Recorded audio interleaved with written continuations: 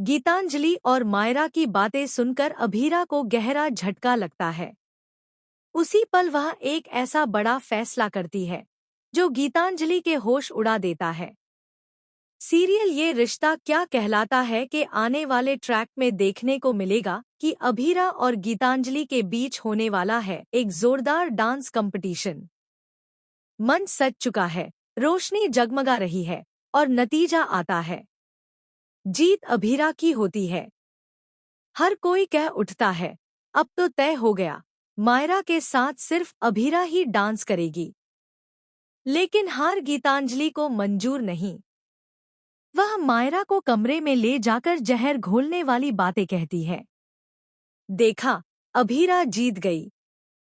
मुझे लगता है वो तुम्हारी माँ बनने की कोशिश कर रही है और तुम भी जल्दी उसे अपना लोगी। इसी बीच मायरा को ढूंढती हुई अभीरा वहां पहुंचती है। वह कहती है, मायरा की दवाई का समय हो गया है, वह कहाँ है? और जब वह कमरे में कदम रखती है तो देखती है कि गीतांजलि मायरा को उसके खिलाफ भड़काने की कोशिश कर रही है। गीतांजलि कह रही होती है, अब तो तुम्हारे पास फोन भी नहीं है, हम बात भी नहीं कर सकते, और तुम्हारी माँ चालाकी से तुम्हें अपनी तरफ कर रही है। अभीरा यह सब सुन लेती है और समझ जाती है कि गीतांजलि मायरा को मैनिपुलेट कर रही है। वह उसका हाथ पकड़कर एक और ले जाती है और तेज स्वर में कहती है, तुम्हारी हिम्मत कैसे हुई मेरी बेटी को मेरे खिलाफ भड़काने की?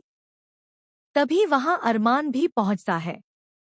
अभीरा उसकी ओर मुड़कर कहती है, याद है ना, गीतांजलि ने 1 महीने का चैलेंज रखा था, लेकिन ये 1 महीना भी पूरा नहीं कर पाई। पहले मायरा को फोन दिया, अब उसे खुद भड़काने आई है। इसके बाद कहानी में एक और बड़ा मोड़ आता है। अरमान मायरा के लिए एक सख्त फैसला लेता है। वह साफ साफ कह देता है, गीतांजलि, मायरा तुम्हें चाहे स्वीकार करे या न करे, लेकिन मैं तुमसे शादी कभी नहीं करूंगा। यहीं पर गीतांजलि का सफर खत्म हो जाता है। अरमान उसके चेहरे से नकाब उतार देता है और पूरी कहानी एक नए मोड़ की तरफ बढ़ जाती है। आने वाला ट्रैक तेज, रोमांचक और भावनाओं से भरा होगा, जहां सच सामने आएगा और रिश्तों की असली तस्वीर दिखेगी।